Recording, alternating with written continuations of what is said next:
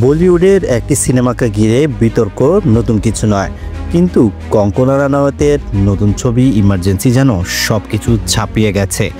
ভারতের প্রাক্তন প্রধানমন্ত্রী ইন্দিরা গান্ধীর জীবনের উপর ভিত্তি করে তৈরি এই ছবি দেশ বিদেশে তীব্র আলোচনার কেন্দ্রবিন্দুতে। ছবিটি 1975 সালে ভারতে ঘোষিত জরুরি অবস্থা এবং ইন্দিরা গান্ধীর রাজনৈতিক জীবন নিয়ে নির্মিত। 1971 সালের যুদ্ধ থেকে শুরু করে 1984 সালের অপারেশন ব্লু স্টার পর্যন্ত বিভিন্ন ঐতিহাসিক ঘটনা তুলে ধরা হয়েছে এই ছবিতে।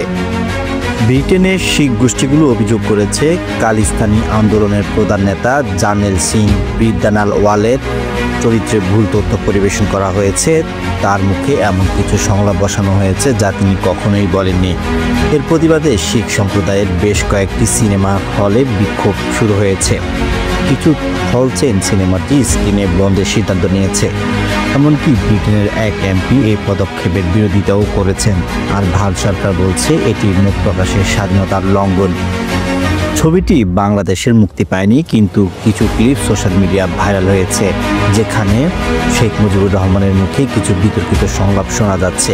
এই বিষয়টি বাংলাদেশের জনগণের একটি অংশে অসন্তোষ সৃষ্টি করেছে, যদিও এই বিতর্ক এখনও রাস্তায় না নেমে সোশ্যাল মিডিয়াতেই সীমাবদ্ধ। দুই দেশের বিতর্কের পার্থক্যের কারণ যদি আমরা জানতে চাই, তাহলে ব্রিটেনের বিতর্ক শিখ সম্প্রদায়ের একটি ঐতিহাসিক বিষয়কে ঘিরে রাস্তায় নেমেছে, আর বাংলাদেশে এটি সীমাবদ্ধতা রয়েছে শেখ মুজিবের চরিত্রায়ন এবং সংলাপকে কেন্দ্র করে অনলাইন আলোচনায়। বলিউডের এই পলিটিক্যাল ড্রামা কঙ্গনা রানাওয়াতের জন্য যেমন প্রশংসা এনেছে, তেমনি বিতর্কের জড় তুলেছে। তবে ইমার্জেন্সি আসলে প্রভাব কেবলই সময় বলতে পারবে। আপনার মতামত কি?